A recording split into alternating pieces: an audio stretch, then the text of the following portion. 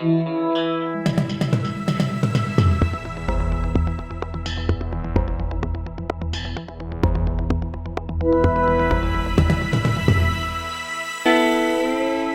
back to the Betoota Advocates radio show, our weekly episode known as Betoota Talks, where we have a guest from public life, from Australian public life. We've got a different one each week. We've just finished a federal election where we interviewed a lot of, I guess you'd say, taxpayer-funded elected officials.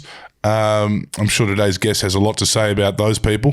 We interviewed a lot of them from all sides of the aisle, and we've had a little bit of reprieve from them, actually. We've obviously got State of Origin and had some rock stars in here the other day too, in the shape of Spacey Jane. High flyers from Perth. It's great to cast a wider net. And today's guest is just that. You definitely know him. Whether you know him or not, you know this man. One of the faces that many people around Australia would recognise. Face of entrepreneurialism, you could say, Clancy. Yes, and a jack of all trades, I guess, is the greatest description of today's guest. We've got Jim Penman from Jim's Group. You might know him from Jim's Mowing, Jim's... I'm starting to tread water here. Jim's plumbing. He's branched out. He's done a whole lot of gyms. Jim's does a lot of stuff. Pest control, building inspections, window cleaning, you name it. Test and tag, electrical, plumbing, garage doors. Yep. But nearly 50. Nearly 50 different trades, I guess you'd say. Thank you for joining us, Jim. Yeah, good to be here. Now, Jim, I'd love to know, obviously we're familiar with Jim's Mowing, and as you mentioned, there's 50 different franchise kind of arms, not franchise arms, but different arms to the business that you franchise out, and people all know that sort of stuff. But what does life look like for Jim Penman now? You're not still jumping on mowers, I imagine? You still cleaning gutters? Well, actually, no. The weekend, when I have some spare time, I go and dig potatoes. I got a vegetable garden, really big one. Potatoes, pumpkins, silver beet, all kinds of stuff. Planting passion fruit, fruit trees. Jim's roots. It's fun. That's why I did it as a job, because it's a fun thing to do. Were you always a green thumb? Were you around that sort of stuff growing up, or was it just a bit of a ploy to make a bit of cash while you were studying at uni? Well, I always loved it. I've been had garden jobs since I was 8 years old. I used to go into the neighbour's yard and rake his double driveway. Back in those days, it was like 2 shillings for an hour's work. I wasn't paid a lot, but I just love being outside. I just do. Even today, if I don't spend time outside, I just feel something's lacking. And it's good for you. It's really good for you. Smell of growing things, fresh air, sunlight. It's just good for you. Now, Jim, where would have you grown up when you were getting paid 2 shillings a backyard? What part of the world was that in? And was it the type of place that you would say encouraged entrepreneurialism? I was in Adelaide, actually. At that time, we were in Adelaide till I was about 14, and I don't know. My family wasn't particularly entrepreneurial. I'm a bit of a throwback. There's nobody amongst my ancestors going way back, or relatives, that has anything to do with business. Actually, going back in my mother's line, and go back about 4 generations, there's people in business, but mostly they're professionals. My father was an engineer. His father was a sort of business executive. His father's father was a sea captain. So you can go all the way back. I'm very strange. I'm the only one in my family. They all think I'm weird. Most people think I'm weird. But your immediate relatives and immediate ancestors are what the Japanese would describe as salarymen. Yeah, to a large extent. Well, my father was a consulting engineer. He used to do interesting things. He was with the university and he worked for a consultant. He was chief engineer for Carlton Yard Breweries for a while. And then he was the consulting engineer, and he'd do things like solve murders. He'd come back with a carcass of a pig and stick knives into it to try and solve a murder, this kind of stuff, and set bonfires of plastic in our front yard, which my mother wasn't too happy about, but to work out how arson was done. So, interesting guy. Yeah.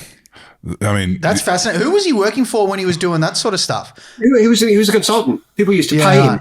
Yeah. So, like, for example, there was just an example, there's a young man accused of reckless homicide. Facing years in jail because he was driving, according to police, he was drunk, he steered off the road, he was speeding, steered off the road, crashed into a tree, his fiancée was killed. So open and shut case, years in jail. But my father had a look and said he checked the skid marks. He said, no, that doesn't prove he was speeding, because you could actually tell how fast he was going for the skid mark. There's no proof that he was speeding. Not only that, but why do they think he was drunk? Because they took a blood alcohol content. And he asked the lady who took the content, or the person who took the content, he said, did you swab with alcohol before you took it? She said, yes, of course you do. Well, that accounts for it. He just had dinner with his wife's parents. His wife's father was a Methodist minister. So you're not there. This young man who had been falsely put in jail for years was completely let off. It's interesting. Do you think maybe this having an old man that worked in engineering and also almost sounds like he was a somewhat of a PI in many ways too. Is that what kind of encouraged you to kind of run your business the way you do? I know it's a very efficient operation, what you do. Efficiency is something we're going to talk about, but this is as the Jim's group at like a operational level. You every moving part is something you've put there.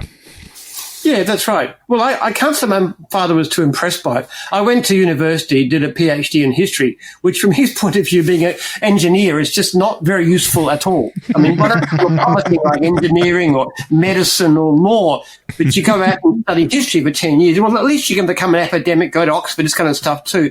I ended up blowing all that, becoming a gardening contractor. Now, honestly, my father was not impressed by that career choice at all. Though towards the end of his life, when I had about 1,000 franchisees, I actually said to him, like, Dad, perhaps wasn't such a bad career choice. He said, nah, guess not. What was the PhD thesis? Or what was the title of that one? Well, that was the reason that I was completely sunk for an academic career. It was a theory of history. I was trying to understand the reason for the big changes in history, why civilizations rise and fall. And it wasn't just history. It was cross-cultural anthropology and psychology with a bit of biology thrown in. So it was wildly, wildly radical, encompassing all kinds of different fields.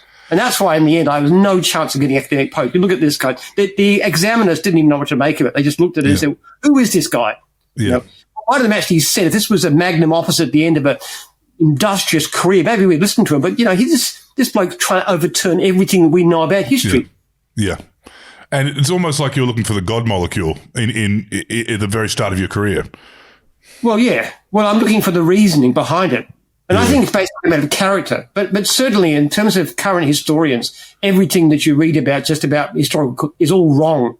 Why did the First World War take place as an example? All right. People give you 1,000 different reasons. I'll tell you one. It's what I call a lemming cycle. It's the same thing that makes lemmings migrate. And we're doing experiments with mice now to demonstrate this is how it works. The actual physiology is an epigenetic cascade that we believe is behind it, and we're going to demonstrate that. That was why the First World War took place. Right. Talk me through a lemming cycle. Yeah, a lemming cycle.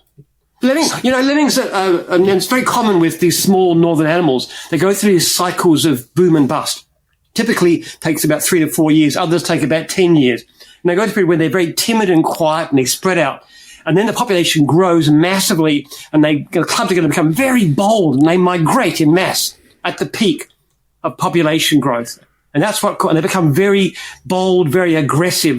They're not afraid of predators at all. So their character changes. We do the same thing, but in a milder way. But lemmings that live, they breed multiple times a year, they do it 3 to 4 years. We take 300 to 400 years. But it's the same basic phenomenon. It's an epigenetic cascade. So this isn't the same. This isn't the same kind of theory, and not the same animal that follows each other off cliffs, is it? Well, they don't actually. That's a complete myth.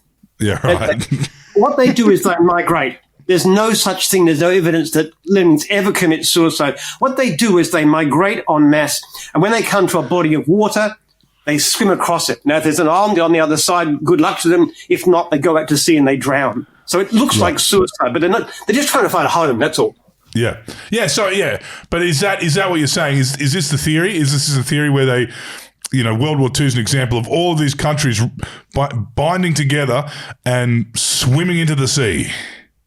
in a sense, it's the same thing, becoming very bold and aggressive and wanting to migrate. So it's basically the main ones involved were Russia and Germany and Austria. They all reached a peak population growth just before that in the 1890s. And so when the generation born at that peak grew up to military age, poof, you get these giant attacks taking place. The same thing happened in France earlier. France reached its own peak in the end of the 18th century. Then you get the Napoleonic Wars. Yes. Britain reached at about 1875. Then you get the Boer War. So there's this pattern, grow to a peak of population growth, and then a generation later, this massive warfare breaks out. Okay, where are you seeing the lemming effect taking place in modern history, in current history? Well, there's an interesting point.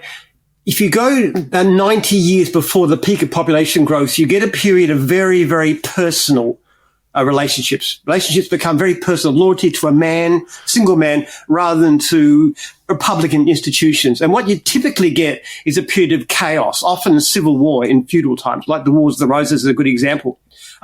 What you're seeing now in America is pretty much that sort of same pattern, where loyalties have become so personal towards Trump in particular that it overrides other considerations. Australia's we're not shy of a bit of messianic worship here. We've had our dictators that we would follow into royal commissions at least. Well, not to the same extent, but we're not on the same pattern as the US. We're a bit later.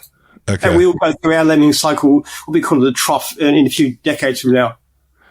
So with this, are they correlated? So because the US is going through this cult of personality cycle, this personal cycle, are you saying that from what you can tell from history in 90 years' time, you think there should be a population explosion and then they lemming out? There's another pattern called a civilization cycle, and that's what you see with declining birth rate. So the birth rate's going down really, really fast. I'm actually writing a book coming out at the end of this year called Birth Rate Crisis, which talks about why that happens. So it's a different kind of cycle. But yes. Population dropping all over the world, or it will be soon. The birth rate's going down dramatically. Like in South Korea, they're having 0.7 children per woman, which is about a third of what you need to replace population. Other countries, Japan, 1.1, China, similar. We're not quite so badly off, but in all cases, our fertility is well below replacement level. This is part of a classic civilization decline, collapse that we're going through. Same as happened to the Roman Empire. So did they had a population decline, the Roman Empire? Yes, they did. You actually find a lot of, but they also had plagues and so forth too, which is... They didn't have pornography though, did they? They didn't have pornography, no. That's actually very damaging fact. That is one of the things that does cause these problems. It's wealth, things like pornography, breakdown of social norms, breakdown of religious traditions, all these sorts of things contribute to this decline. Now, the interesting thing from my research is that you can actually turn it around. What you've got to do is to make an epigenetic change. It's what we're working on in my research project. So is there any examples of someone who's turned it around? No, it's never been possible. In all of human history, it's never been possible. You get someone like the Emperor Augustus, for example. He was the most powerful man in the world, 2,000 years ago.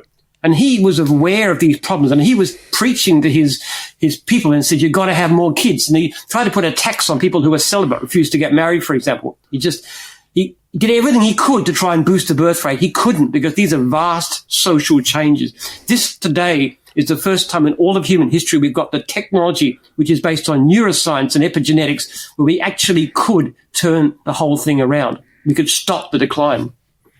Can you talk to me? Can you explain for our listeners, please, epigenetics and how you'd classify that? Okay. Basically, you know what a gene is? Gene, basically, the way to look at a gene is a gene spits out a protein. So DNA basically is spitting out proteins, and these proteins do things. They, like messenger RNA, all kinds of things. They do various stuff. Now, what you can actually do based on experience is you have something that actually turns off or turns on the gene.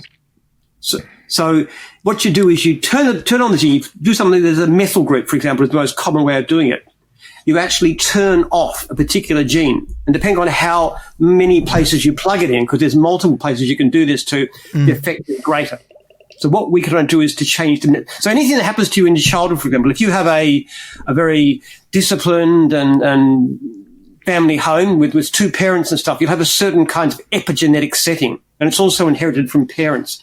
On the other hand, if you live a fairly dissolute sort of life and you indulge in a lot of, sexual activity, or you take drugs and things, but they're very similar effects, then you have a different kind of, the opposite kind of effect. And what we're doing is looking at ways of changing this, directly going into the brain and changing these epigenetic settings to help people be happier and healthier. Wouldn't you just say a bit of Catholic guilt could do the job? Well, not as much as it used to.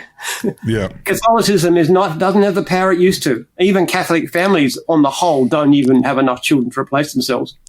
But you're right in the sense of strongly religious groups. People who have more children tend to be religious. It's just a pattern. So you get people like Latter-day Saints, Mormons, or Orthodox Jews, people like that. Or Amish is another example. Strongly religious communities are the ones that do tend to have more children. How could you, because we're talking about here the basically like influencing environmental factors which influence genetics and society, etc., civilization.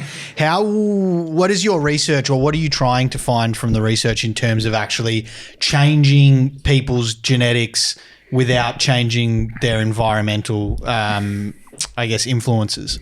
Yeah, we're not changing the genes, we're changing the epigenome. We're actually changing the way the genes are expressed. Turning them off, turning them on again, those kinds of things. Look, basically, that's what we're doing. I'll give you an example. These weight loss drugs, Wegovy and the rest, they actually do have this effect to a small extent. So, for example, if you take a weight loss drug like one of these things, not only are you less likely to eat so much, but people tend to smoke less. They tend to be a bit less sociable. There's evidence that their libido drops a little bit. So there's widespread changes in behavior. We think these kinds of drugs actually do have a little bit of an effect. They act a bit like a very mild food restriction. Mm. Now, it sounds like you've managed to straddle both your academic kind of interests and hunger even alongside, what many would say is one of the more visible brands in Australian history. Did you ever come to a crossroads where you said, I can't do both? Well, I came to a crossroads, but I couldn't do my research at all. Yeah. And that's why I launched Jim's Group, basically. Yeah. And the whole purpose and function. Until that time, I never had any concept of making money or being rich. It doesn't interest me. I'm very non-material. I wear my clothes till they wear out. The most battered cars you can imagine. I mean, seriously, I'm not interested in money for its own sake. But I knew I needed to make a whole lot of money to fund my research institute. These days I'm spending about $3 million a year, and I hope to raise that shortly on a dedicated research foundation to actually do these things. That's what my business is for, more than anything else. Okay, so you're saying every time someone sees a van going around that says Jim's Mowing or Jim's Pest Services, that whole thing, aside from obviously keeping a vast number of Australians in employment and bringing home the bacon, a lot of it is just funding your research. The fundamental reason that I launched my business was to fund my research. Yes, there was no way I could do it as an individual. It takes a lot of trained researchers, people who go on neuroscience and epigenetics, all kinds of things. Yeah. That's what it's for. What drives you to want to conduct this research? Like, whether I might have changed over the years, but when you started getting going, what was it that drove you to want to conduct this research and get it done? Because I care deeply about the state of the world and what my children are going to grow up in. And we're heading into very deep trouble if we don't stop this, if we don't reverse this. And I don't know anybody else working along these lines. I have some wonderful people in my research team, and we're making tremendous progress, but nobody else is doing it so far. I'm hoping to get more interest. When this book comes out, I'll be promoting it very actively and going to people and saying, this is the solution. You're spending billions and billions and billions to try and bribe people to have more children. Wrong approach. Take a fraction, a percent of that money and put it into basic neuroscience, epigenetic research, and we can solve it. Jim, a lot of young people would say, a lot of young people still get clucky. A lot of young people still see babies and they want to pinch their cheeks. A lot of young people would tell you, what would make it, much more favourable for me to have children would be if I could do what my grandparents and my parents did and buy a house for 80 grand, within 2 suburbs of the CBD or within 2 suburbs of my employment. The cost of living crisis plays a big role in whether people are settling down and having kids. Okay, I agree that housing is too expensive, and that is a result of government policy. If we had the same policies as say they do in Houston, in America, where they've got already limited zoning, the typical house in a place like Melbourne or Sydney would cost like $500,000 instead of well over $1 million as it does now. So you're completely right. Zoning restrictions are forcing up the price of housing dramatically, and it's completely wrong and it's completely unfair. However, people may say the reason they don't have more children is because of lack of money, but it's not true. And the reason you can see it is this. As society has become wealthier since the 1950s, and the standard of living, the per capita income and the average incomes has risen dramatically, the birth rate has gone down dramatically. If you look at within society, the people who are wealthiest tend to have the fewest children, not the most. Governments spend billions and billions of dollars to bribe people to have more children. Hungary is spending 5% of its GDP on bribing people, baby bonuses, all the rest. Do you know what the effect is? Zero. It does not even nudge the dial. People don't have children because they've got money. They have children because they want to have children, because they like having children. And we're moving to a society, a character where people don't enjoy children as much as they used to. And there's other priorities that are more important, like career, wealth, freedom, whatever. Pornography, video games. Absolutely, yes. Other things are more important. That's what's going on. There's a change of character in the population. It's not fundamentally about me. When did this trend peak and trough in Australia? So would you say post-war? Post-war, all these blokes come back from World War II and they just want to shit out rugrats? Is that what, or it started to slump before then? Well, you can see the change taking place since the 19th century. What actually happened is, it's interesting. If you have a look at the baby boom, the people in the baby boom, this collapse of population, collapse of birth rate is to do with prosperity. Now, the interesting thing is, if you look at the people in the 50s, which is my parents' generation, who are having all these children, they were the ones that grew up during the Depression. So they actually had a very tough time, particularly in late childhood, but also early childhood, adolescence. People who have a tougher time at that time of life tend to like children better and want to have more children. They're also more family-minded, more community-minded. It's a very characteristic pattern. I want to talk about that sweet spot, though. You grow up in poverty. You grow up. We look at. I mean, a modern example of this is some of the young footballers you see in the AFL and the NRL. Grow up in complete poverty. They make. They achieve financial emancipation at 19, 18, and then they go and have 8, 9 kids. There's that sweet spot. And I guess what you're talking about is that the kids that the historical version of that, the generational version of that, is those kids that grew up in the Depression and realized that post-war kind of economic boom. But they weren't all that wealthy. If you think about it, like I grew up, I was born in 1952. I grew up in the 50s. Now, my family lived in a pretty small house. My brother and I shared a bedroom. We had no air conditioning. Things like, soft drinks were for Christmas, chicken too, for that matter. Very, very simple. We had holidays in a tent. Now, by the standards of today, unemployed, we lived very poor. We were well off by the standards of the time. But in absolute economic terms, we were not well off, not by today's standards. Well, conservation and conservatism, not too different, those two things in many aspects. You look at a lot of the great conservative governments around the world, and when I say great, I mean like most powerful. I would say Reagan and Thatcher both, did a lot for national parks, did a lot for the environment. They put the conserve in conservative. You're not going to see much of that again, especially when young people don't have anything to conserve themselves, let alone, starting to think about environmental impact or social impact.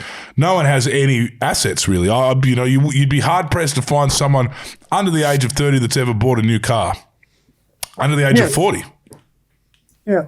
But still, people today still live better than my parents did in the 50s. Yeah, absolutely. But I just think the political kind of trends are going a completely different way. Well, I'd say that the housing is a different issue. The fact of the matter is the way the government treats housing makes it almost impossible to build. Basically, you've got an immigration policy that says, okay, let's bring in 500,000 new immigrants every year, and let's have ironclad government policies making it impossible to build enough houses to put people in. What could possibly go wrong?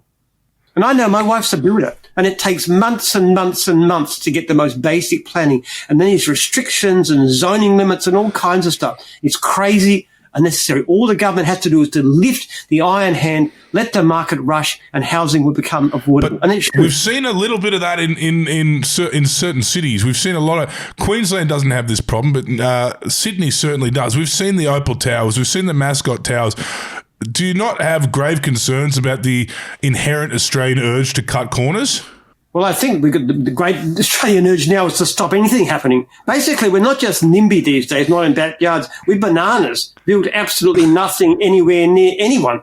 That's what we do. I like that. I do like that. You think about it. You talk about the inner suburbs. You know, places like Richmond and Brunswick. Those places around there in Melbourne.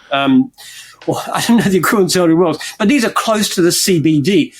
They're zoned rigidly for single family houses with a yard and must have a car parking space. Now, why is that necessary? Why can't you allow people to build what they want? Like terrace houses. You look at places like London or New York, you have terrace houses, which are beautiful. My grandparents in England used to live in them. And there was a little house, it was 2-story, little front garden, little backyard, but terrace with the neighbours. Now, we could do that in our Australian cities. Why not? Because the government won't allow it.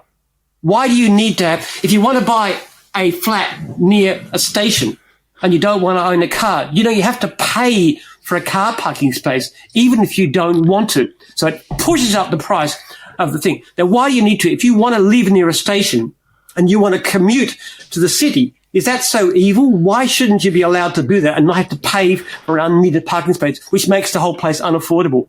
These are insane policies. They're very anti-environmental too, because what it means is that if you want to actually work in the city and you want to be able to afford a house, you have to live somewhere like travel an hour and a half to get to work every day, hour and a half home, belching carbon dioxide the whole way. Why do you? Why can't you let people build houses in where they need them? Like, just as an example, I live somewhere like an hour from the city. I live on a 5-acre covenant. You are not allowed to divide below 5 acres. We are 5 minutes from a station, 5 minutes from shops, from employment, from retail, everything. Why can't you build 20 houses on our block, for example? Can't do it. The government won't let it.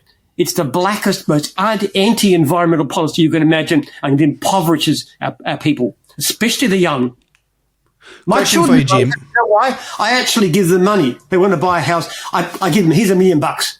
When they want to have children, I give them money so they can afford to. Why should you have to have a father who's a multimillionaire to be able to afford a house? How unfair is that? Very, very unfair. Jim, question for you. You've spoken a lot about government spending and you want to talk about basically creating efficiencies in public spending. You're talking about, basically getting rid of red tape and allowing people to build and to rezone and go up. And we are seeing some of that in places like Western Sydney and in Western Melbourne and the outskirts of that, where basically huge chunks of development are being dropped into what were formerly paddocks or farms where there's very little in terms of train lines and infrastructure and all that sort of stuff. Whose responsibility do you think it should be to make sure that these new suburbs we're creating or the new high-rises that we're creating 20 k's away from a CBD are properly serviced by infrastructure and things like rail? Well, they shouldn't be building out there. They wouldn't be building out that far if you allowed property development of the inner suburbs where people want to live. These people don't necessarily want to commute an hour and a half to get to work, an hour and a half home. They would much rather have a really nice house in a place where they can get to the city in 15 minutes in a train. Why not allow that to happen? Why forbid that? I think people who live in nice terrace houses in the city like living in nice terrace houses near the city, and they don't necessarily want to move out and let a apartment block go up there. No, they probably don't actually either. And that's the point.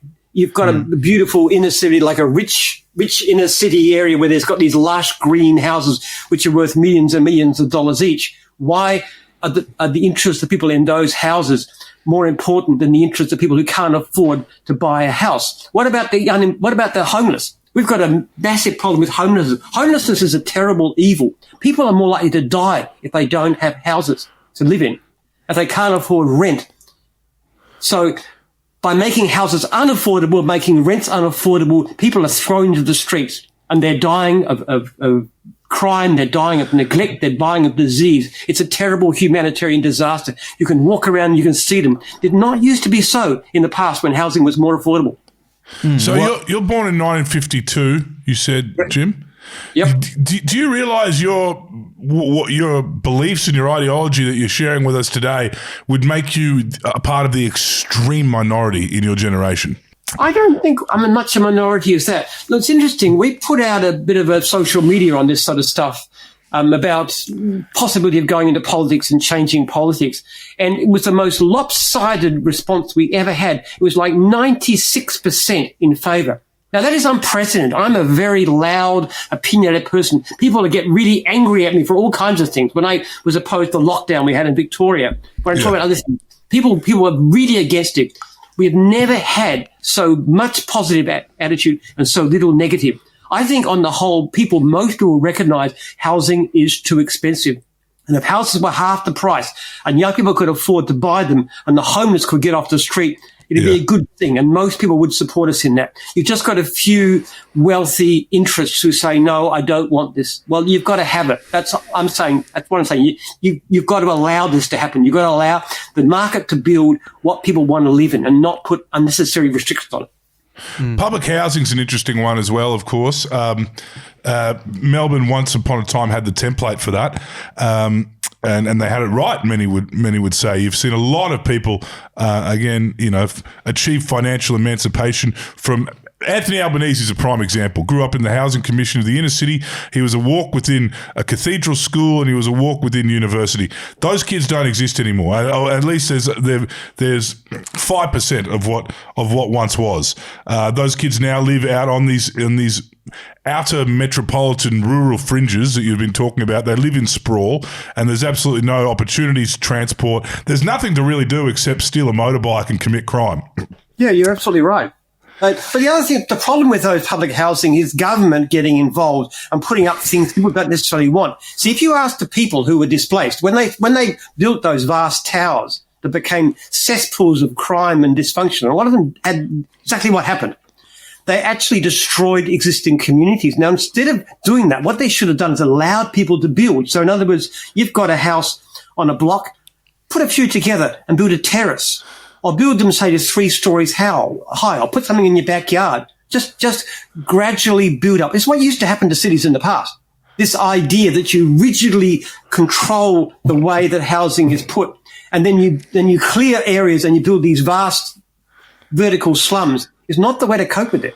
It's expensive and it's bad for people. You don't want to destroy communities. You want to let communities build themselves. Question for you, Jim. I'd love to know your opinion on this. You talking a little bit about creating an Australian-style Doge, which I want to kind of start talking about in a second. Obviously, one particular arm of government, which isn't very efficient at the moment, is the subsidisation of property investors in terms of negative gearing and capital gains tax concessions, which to the tune of tens of billions of dollars. Where do you see those concessions fitting into the housing crisis? And that's what I was trying to say before when I said you would be in the minority of your generation, because we know who's benefited directly from such concessions, and it's people your age that have found themselves with an empty 5-bedroom house, which is also a nest egg, and they don't want to downsize. They don't really want to move. The only thing they want to change is that they want the pub at the end of the street to stop playing music after 8 p.m. Okay, look, if you left the zoning system as it is and basically put iron clamps to stop people building more houses and you took away negative gearing, what would actually happen is the rents would go through the stratosphere. They'd soar like anything. My daughter and her partner wanted to rent a flat. They turned up 40 people competing to rent it. I actually offered to pay the first 12 months interest in advance. They still couldn't get it. Now, that's with negative gearing. If you take away negative gearing and all these people can't let their houses out, so they get rid of them or to take them off the market, they use them Airbnb or something like that, then the rents would go through the roof. That would be horrifying. Rents could double. What you've got to do initially, but then doesn't it allow people to get into the housing market? We have 1 million empty homes right now in Australia that are that people don't live in, result of land banking or whatever other reasons. Yeah, that's exactly right. And what you've also should be doing is increasing the land tax. Not on the property value, but on the land value. This land banking and people having Airbnb properties and that kind of stuff too is really, really damaging. If you took tax off a lot of other things like payroll tax, which is a really nasty tax, or stamp duty on selling properties and this kind of thing, and you actually substitute that with a land tax, that's a lot more economically sensible, because what that does is that push property into the hands of those who can use it. So if you're sitting on a big property and you're not doing much with it, yeah, sure, flog it, have it subdivided, put 15 different dwellings on so 15 families can have a go. The land tax actually would push people in that direction. Yes, land tax, relaxed zoning, great. But if you don't do that and you just simply get rid of capital gains exemptions, then you have terrible problems. It might bring the housing prices down a little bit, but it would do dreadful things for the rent. And frankly, the renters are the ones I'm most worried about. People who cannot afford to live now, make it worse for them. That would be so terrible. Now, Jim, I want to talk about your book that's coming out. I want to talk about, this new, I guess, acronym we've all been hearing of late. Last 12 months, it's kind of come into prominence. DOGE, Doge. Yes. Obviously made popular by the South African, American, Canadian tech oligarch, Elon Musk. Having spoken to you about our very domestic kind of issues and our very domestic the conditions we find ourselves in with a domestic housing market and our own government, I realise you're somewhat different to Elon Musk. Very poorer, thank you very much. Yes, Laura.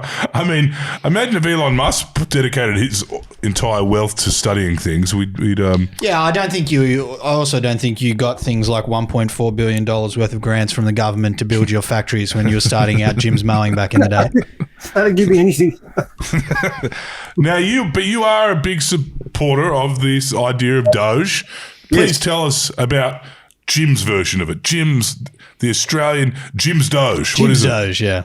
Well, for a start, what Musk did has been absolutely chaotic. It's unbelievably bad. This is one of the smartest businessmen on the planet. And if you look at what he's done with SpaceX and Tesla, SpaceX in particular, he's worked on efficiencies. He's gone in, he's cut costs. He goes on the assembly line himself and actually checks things and says, why are you doing that? Don't do that. Try it this way. Change to make it more efficient. So in that area, he's absolutely brilliant.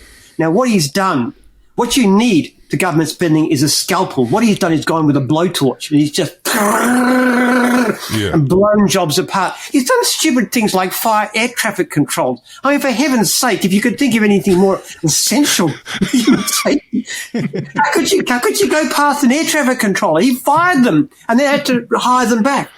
And they do stupid savings like there's things that save millions of lives in Africa from AIDS and stuff. There's some brilliant saving. Then there's basic scientific research. He's cut that. That's just terrible.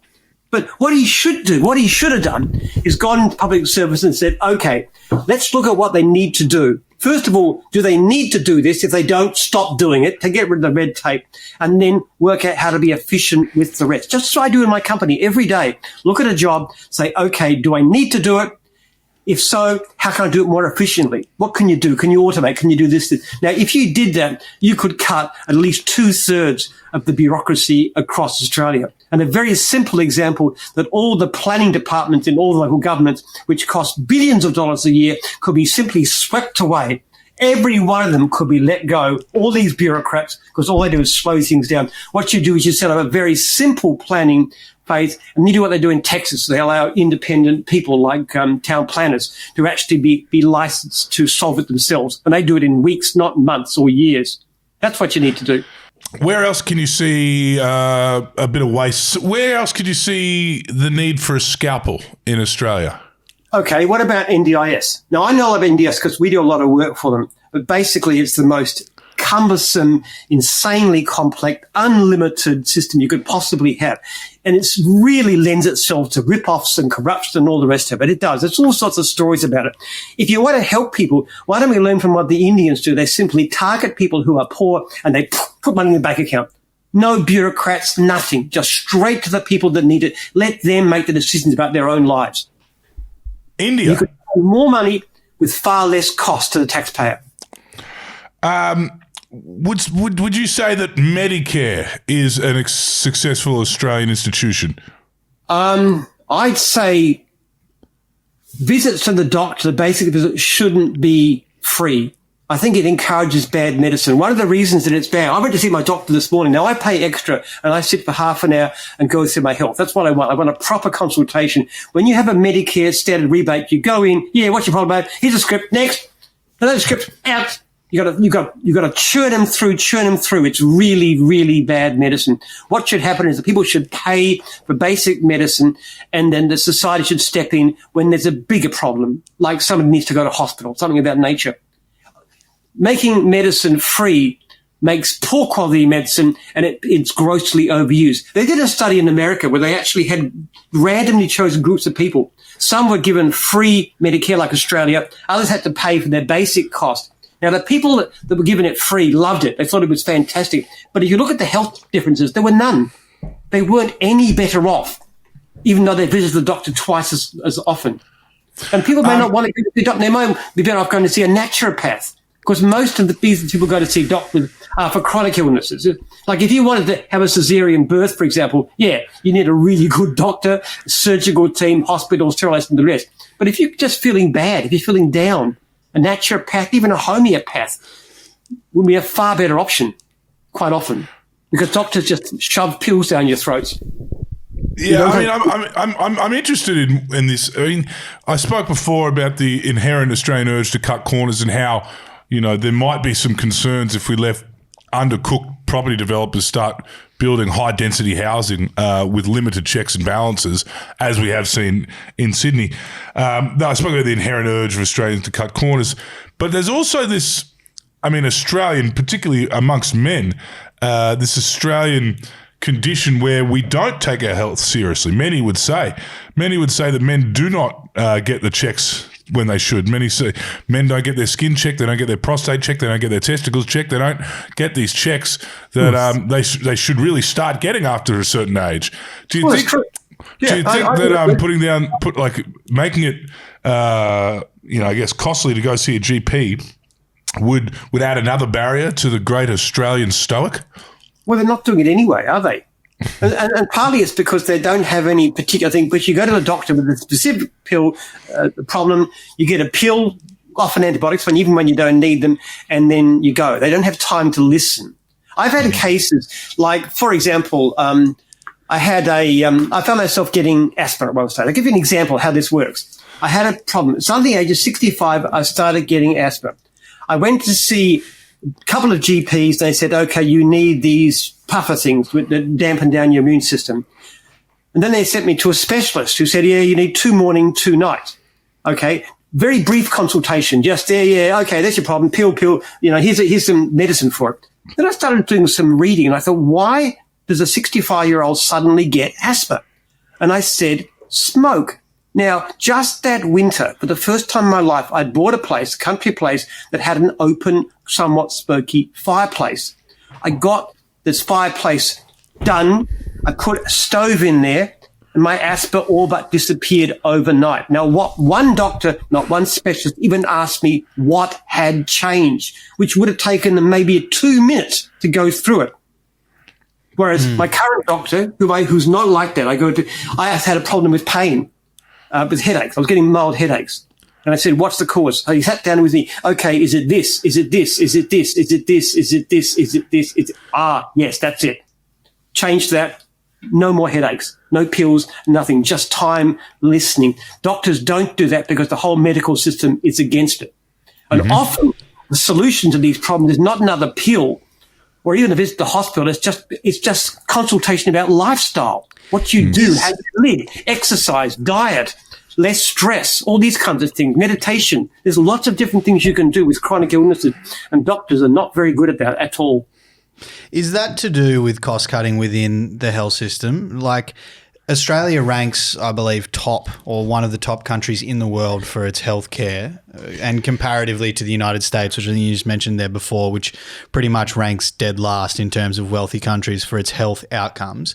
Yes. And I understand that there's obviously, for a lot of things, there might be too close a relationship between pharmaceutical companies and healthcare providers, and the ease of which you can provide medicine and pills, as you say, to people, and the quick get fixes. But in terms of doctors not being able to sit down and listen, doesn't that come back to the fact that I think they have whatever it is, 7 minutes in terms of time that they can bill Medicare for, so they need to quickly race through and move? If we allowed doctors and we compensated doctors, whatever, to their demands, which they're asking for, a little higher, and we brought more doctors into the system and we trained more doctors properly to allow them to sit down and have the times and figure out that the new fireplace in your house is causing your asthma, wouldn't that help with health outcomes even more? Yeah. If you wanted to double our health spending and have many more GPs and allow them to spend half an hour, but where do you get the money from? At the moment, we're actually running deeply into debt. We're a prosperous society with massive model, and we're getting more and more debt every year goes by. It's ballooning out of control. What are you going to cut back on? Are you going to charge higher taxes to people who are already struggling? That's a very tough. If you make anything uncost nothing, you'll get a lot of it. If we made alcohol free, you'd have massive problems with alcoholism. All I'm saying is the person should be able to pay enough, as much going to see a doctor as they do buying a packet of cigarettes, for example. So why is it okay? Why can you afford a packet of cigarettes, but you can't afford going to see a doctor?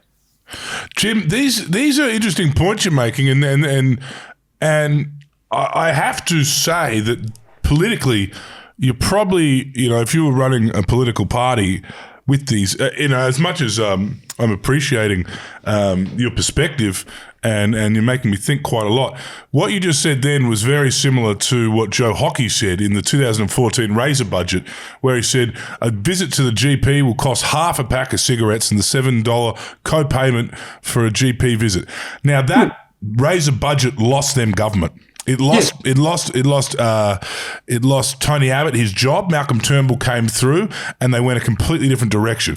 With this whole concept of Doge, while I appreciate that you've got a completely different interpretation of it to what Elon Musk has essentially tried to roll out in the White House, any mention of that word in the last couple months would have lost the Liberal Party votes, and it did. Jacinta Price, some of these firebrand right-wing politicians who do really kind of spruik the concept of Doge. Every time they spoke about it, they lost votes. Yeah, you're completely correct. Look, politicians aren't stupid. It's often being said, we all know what to do. We just don't know how to get re-elected after we've done it. And that's the problem. Australian public knows exactly what politicians should do. Yes, they should give masses and masses of more spending, but I don't want to pay as many taxes. I want more spending, less taxes. So what do you get? You get rising debt. The fact of the matter is you can't have it both ways. If you want to have more spending, you've got to pay more taxes. And who's going to pay them? Oh, yes, everybody else pays them, not me. Tax the rich. But you get somebody who's making $200,000 a year, $300,000 a year. To tax the rich people, tax the billionaires. There's not enough billionaires to pay this kind of stuff. And even if you did, they'd simply move their wealth overseas and they'd leave the country and you wouldn't get anything from them. That's one thing I want to argue. I've heard that popping up. I want to argue that point you just made about assets being moved overseas. I don't know if that's a good enough reason to not tax someone when you're effectively saying, you're putting us in competition with the Canary Islands and Panama. I mean, surely you would. I mean, Tim Wilson said the exact same thing on the news last night, and he's a big subscriber of that. If you tax, if the mega rich start wincing at tax reform, they'll move their money overseas. I mean, is that not considered in many countries a form of tax evasion? And is that not something we could prosecute? Well, it's quite legal, unfortunately. There's a thing called the Laffer curve, though. You've probably heard about it. The more you tax people, the more you tax them to a certain level, you get more money. But past a certain level, higher taxes get you less money. And when our tax rates, our marginal tax rates are significantly higher than other countries, you are going to get tax avoidance, and it's very, very difficult to stop it. There's only one way to stop that happening. It's what I said before, land tax. You can move your wealth to the Canary Islands. You cannot move your palatial mansion in Sydney to the Canary Islands. That way you tax people on not something that cannot be moved. You can't avoid it because you own the property. If you don't pay the tax, you don't own it anymore. That's a simple thing. So yes, I do believe, I'm not in favour of lower taxes overall. I think we could tax, I wouldn't mind if we had something more like Scandinavia where you had more tax, higher levels of tax and more social welfare. I wouldn't be against that. I think they have a better system in a lot of ways, but you've got to tax people in a way that actually works. And land taxes are the best. If you read something like The Economist, and most economists recognize that is the best form of taxation, something that's very simple to collect and extremely difficult to avoid. That's what I wanted to ask you about, Jim. You just mentioned Scandinavia there, places like Sweden, where for a lot of people the tax rate is up around 50%, and apparently it's a massive faux pas to complain about paying too much tax. If you live in that country and you start complaining about it, because a lot of people might move there for a little while, it's they'll get a bit of a clip over the year for complaining about how high their tax is because of all of the social services they have. And then you look at somewhere like Norway, where they have so much money in their public wealth fund that they have to give it out to people and they don't know what to do it. A country that has a similar amount of resources that Australia does in terms of gas and coal and iron ore, etc. In places like that where it works, why couldn't something like that work here in Australia? Are we just too far gone? Are the structures in place too cemented? It comes down to national character. It comes down to what people want, and they say in those countries people are prepared to pay more tax and they have a more egalitarian frame of mind. They don't want people to become insanely rich and others to be poor. They don't like it. We are a lot more tolerant of differences in wealth. I think it's very unhealthy. I think the degree of difference between rich and poor in Australia is appallingly high. I think we'd be much better off if we had Scandinavian kind of wealth. People who are wealthy pay more tax, and I think something like a land tax would be the great way to do it. People like ourselves, my wife and I, our family owns a lot of property. If land taxes came in, it would cost us a lot of money, but that's okay. I'm fine with that. How much has that changed in your lifetime, Jim? Because I know a lot of people talk about Australia used to be a very egalitarian society, and a lot of people who, when they came to the country, were impressed by how almost classless the general society could be. How much of a change have you seen that over the course of your lifetime? Oh, it's become much, much worse. Look, back in the 50s, early 60s, that kind of time, we were very equal. You look at the salary of a CEO by comparison with a normal worker. It might be like 5 times more. Now it's like 5,000 times more. It's become really this sense of insane greed we've got, that rich people have to have so much money. And it doesn't really add much to anything. Society, we'd be far better and happier as a society if we were more equal. And I would strongly favour policies to make that happen. Now, I want to talk to you a little bit about that change. All of a sudden in the 1980s and early 90s, we start having this mythologizing of the billionaire in Australia. I mean, a lot of knockabout blokes were cheering the day Kerry Packer fronted that inquiry and openly admitted to minimising his tax, and people were laughing. We've got essentially a national hero in Paul Hogan, Mick Dundee. Yeah. Mick Dundee, Mick Dundee. People cheering on a billionaire winning a yacht race on the other side of the world. Yeah, and we had Alan Bond, but Mick Dundee flees with his money, and Australians cheered this. Were you cheering when Australia started realising this greed is good, or this kind of exciting new era we are in, where you could actually have, as Bob Catter calls it, $1,000 million in your bank account? I'm appalled by it. I think greed is terrible. Greed is ugly. Greed at the expense of other people is just a shocking thing to do. And so much of business is like that. And I was in the franchising industry. You get people like these vulture businesses come in. And this is an area I know about. People like Retail Food Group. They come in, they buy a well-run franchise chain like Brumby's, and they say, how can I rip the franchisees off blind? How can I get more and more money? I don't care how many lives I destroy. I don't care how many bankruptcies. I don't care how many people commit suicide. I just want more money. This greed is good, is nasty. And it's not even good for the individual, because one of the things they've found is that buying more and more stuff to give yourself status, like a bigger car, better home, yacht with gold taps and this kind of thing, has nothing to do with happiness. Happiness is actually, you want to spend money to make yourself happy. Experiences are better, spending time with family. But you know the number one thing you can do with money that makes you happy? You give it away to a cause that you're involved with. This is scientific research has found this out. So greed is not good. Greed is terrible. Greed is destructive to society. It's destructive to the people that it's distracted from. And it's not even good for the people that have it, that have the money.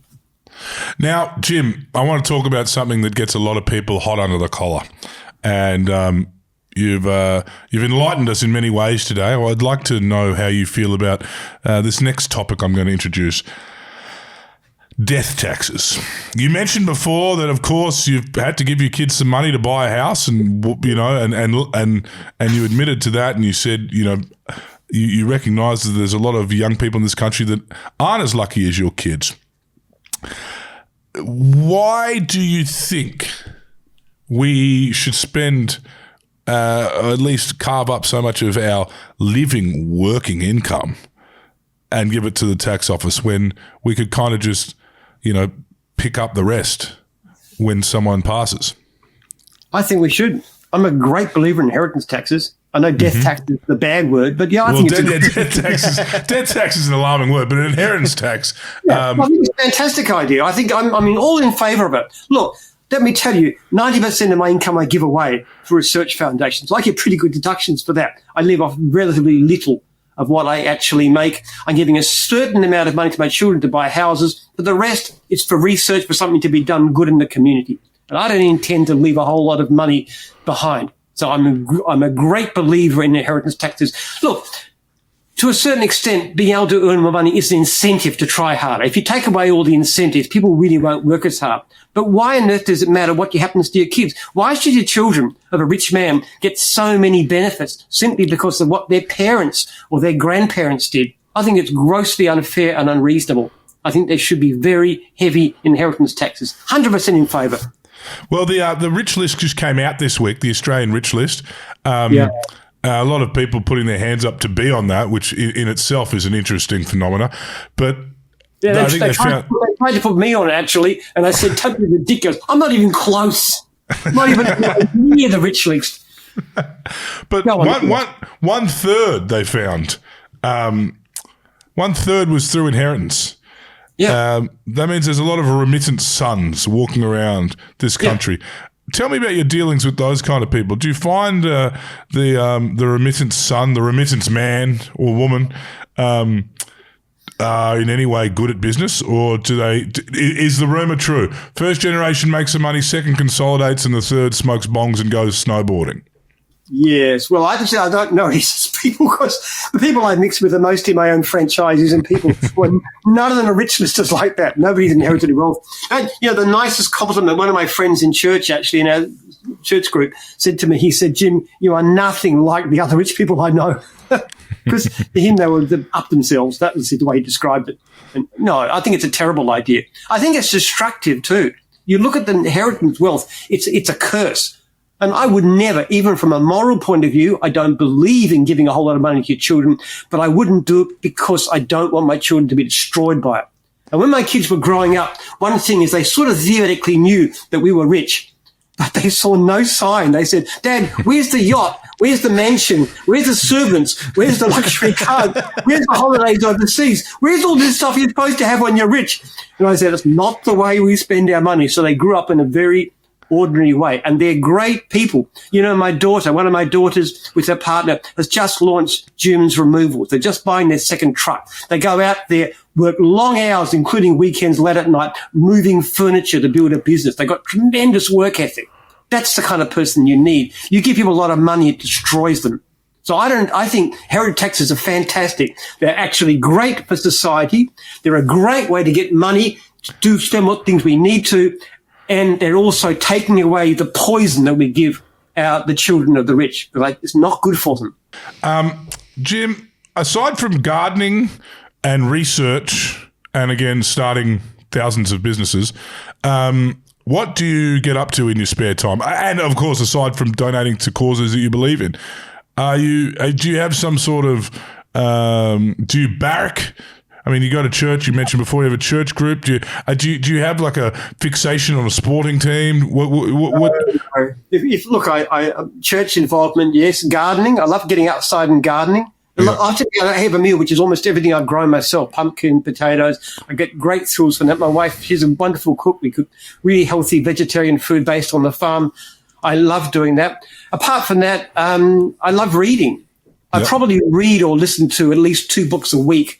And I also read very widely on different magazines, new scientists, all kinds of things too. So I'm always learning things. That's my main hobbies. And I play far too much computer games. What are we talking about there? What games are you playing? Well, the main game I play is very silly. It's like a computer version of Risk. And the reason I like it is because you can play it in 10 minutes. So I've been concentrating on some work and stuff, take a bit of break, and I play a computer game just for a while. And it takes about 10 minutes to play, and then back to what I should be doing.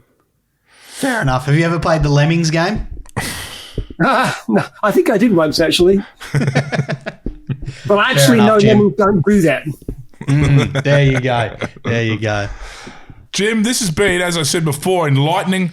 We look forward to hearing more from you out there in the world. I just want to ask, have you ever been approached by any major political parties? Have you ever, either as a consultant and advisor or indeed a candidate for the soon-to-be available by-election in Isaacs? Well, I don't think any political party would like me. I'm too much of a maverick. I have vaguely thoughts of standing for the upper house of the state parliament in Victoria, because basically on housing, that's the one issue I'm most passionate about that we can actually change. But I keep on getting people saying Jim for PM, this kind of stuff too, but I'm not a politician. I mean, listen to me, for heaven's sake. You reckon I could work within a political party when I say the things I say? Imagine the Liberal Party is going to come to me and I'm going to be saying, I think death taxes are a fantastic idea. Rich with land taxes and stuff. They go, hey, get behind me so you can go away. We don't want you in our party. Who would want me? I could see you having a hard time sticking on script, Jim. I don't think anybody would be quite so foolish as to... I've had a bit of contact with people like Nick Cater in times, and he knows quite well I've been no good. Well, I reckon that's a good retirement plan if you ever do retire, Jim. I intend to retire one day. I'm going to have a ceremony. It's all planned out. It's going to be in a church with nice music, and I'm going to be the guest of honour in a box, dead. That's my retirement. Maybe 20 years. I'm in very good health now. I've got 20 more years to go. I've got a lot to achieve, and then I'll retire. Well, we look forward to seeing more and more from you, Jim. Thank you for joining us today, and what a great yarn we've had. All right, anytime. Thanks, Jim.